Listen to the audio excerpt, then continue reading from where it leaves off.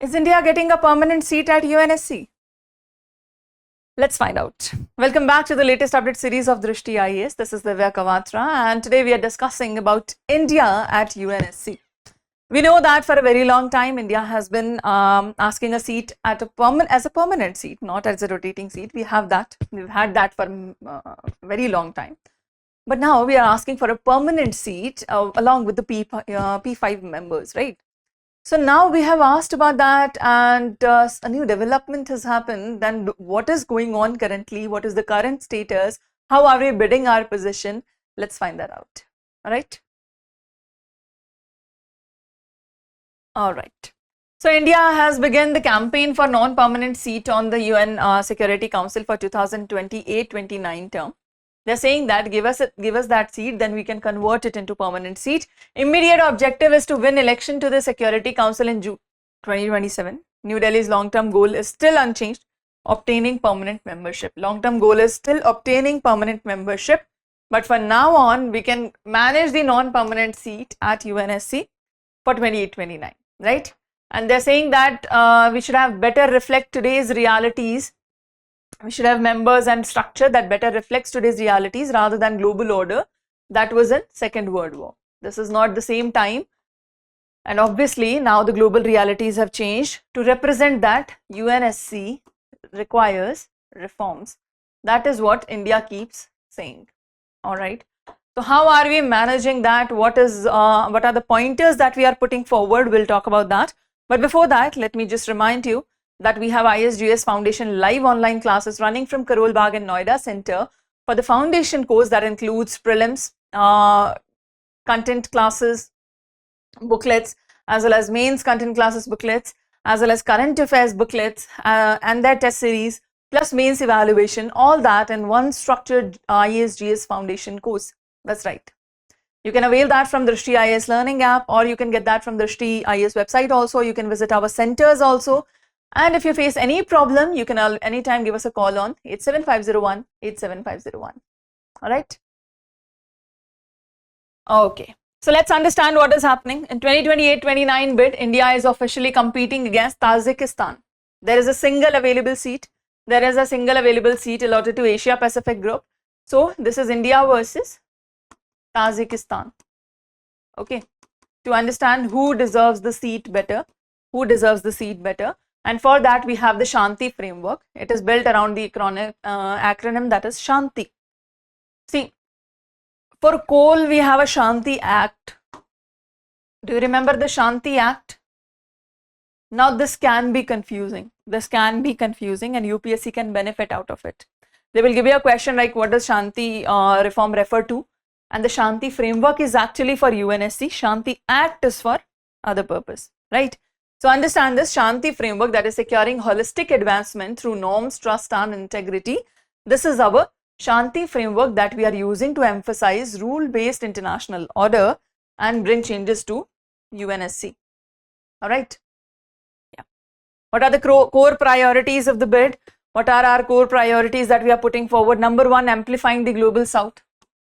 India aims to ensure developing nations are active decision makers in the global security. Why? Because we've been a bystander for a very long time. We've been a bystander, and the Paris Climate Agreement, any of the large-scale decisions that are taken, we are the bystanders who are just asked to follow whatever is being done, right? If you don't add us to the decision making, if you don't give us a part in the decision making, why would we follow that? And how would we do that, right? So they're saying that the global south should not be a bystander anymore. We are the largest consumer base that you are using to benefit, and then you call yourself powers. Doesn't work that way. We're not bystanders anymore. We want active participation. Global South should have an active participation there, and India should represent them. India should represent them as the leader. Choking terrorism, primary focus is countering global terror networks so that you can aggressively cut off their financing and resources. Maritime and tech safety, protecting critical ocean trade lifelines also, right? For pushing for international safeguards to prevent misuse of emerging technologies. These are the three major bids that we are talking about. As the agendas. Okay, bids in the sense, these will be the agendas, but we have to make a case. We have to make a case as to prove like why India deserves this.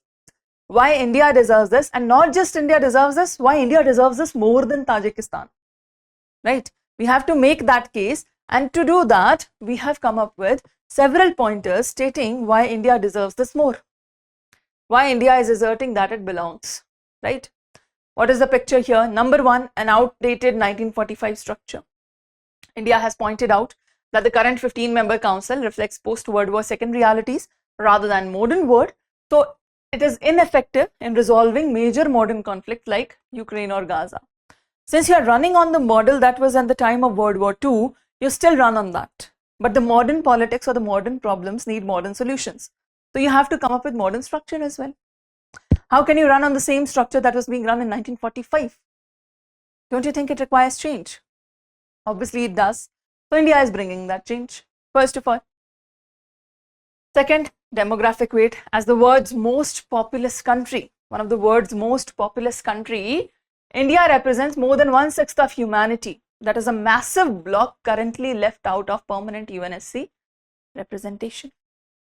Naturally, you've left it out, you've left 1/6 of the humanity out of this decision, and you say that we are making a decision for you. How is that valid? And India has a strong point that we need their representation, right? And that should be a permanent representation. That is not a joke. That should be a permanent representation, right? Thirdly, we're saying that we have proven commitment. India has historically been one of the largest contributors of troops also to UN peacekeeping force. Yes, we know that. Recently, our UN peacekeeping forces in Lebanon also got awarded, especially for women development, right? So we are doing quite well there. We have shown our dedication, we have shown our support. It is your turn to give us back the benefits out of it now, right? We have given unconditional support to you, but now it is getting one way and we need it to be from the both sides, right? Exactly. So worldwide, we are proving our willingness to support global mandates, obviously. Then stepping stone to a permanent seat. While the campaign is for temporary 2-year seat, you understand that, the temporary 2-year seat, this is the campaign for temporary 2-year seat against Tajikistan, but we are using this for permanent membership as well, to build the case for permanent membership as well, veto building spot alongside the P5, that is US, UK, France, Russia and China, right? We are using the same methods, the same criteria and the same point to build our case regarding permanent membership as well. Clear? Yes. So we are using this chance to do that, and while at the same time we campaign for temporary 2-year seat. Clear? Exactly. So we say that India and UNSC have had a very long relation. In that, if we talk about their footprint, if we talk about what kind of imprint they have created, so they have completed a term. India has served as a non-permanent member 8 times, that is 16 years. 8 times we have served as a non-permanent member and we've done great there, right? This will be the 9th term, and timelines of the past term 50, 51, 67, 68, 72, 73, 77, 78, and just like that 2021 and 22 as well. If we talk about the historical first, during the first term 1950-51, India's representative, that is Sri Benegal Narsingh Rao, he presided over the council when they drafted the resolution to assist South Korea during Korean War, right? We were a part of that decision. This shows that India has taken a stand. India has taken a participation and the stand and taken the position of 2 years, temporary position of 2 years very seriously. We have been consistently working on that and we have given a lot of contribution to this. Now it is time that they return our benefits, right? They give us the position that we rightfully deserve, and these are the cases that we have put up, and that's how we want them to give us that position. All right? You understand that? Yes? Do you think India deserves this permanent seat at UNSC? Yes? Let us know in the comment section. Do you think India deserves a seat at UNSC with permanent 5 members? All right? Okay. And okay, a small reminder that if you want more deep discussions like this for daily current affairs, we have a session running at 8:30 AM live. We have a session running there where we discuss the Hindu important news, PIB important news, editorial through mind maps and daily practice questions as well. All right, you can join that every day at 8:30 AM to have discussions regarding more current affairs like this. And now we have a question for you regarding the same topic that we have discussed, India and UNSC. Read the question, give us your answer in the comment section. Done? All right, that's about it. We'll look at your answer in the comment section and see you in the next video. Till then, keep studying. Take care. Thank you. Bye-bye. For more informative content, like, share and subscribe, and do not forget to press the bell icon to get the notifications.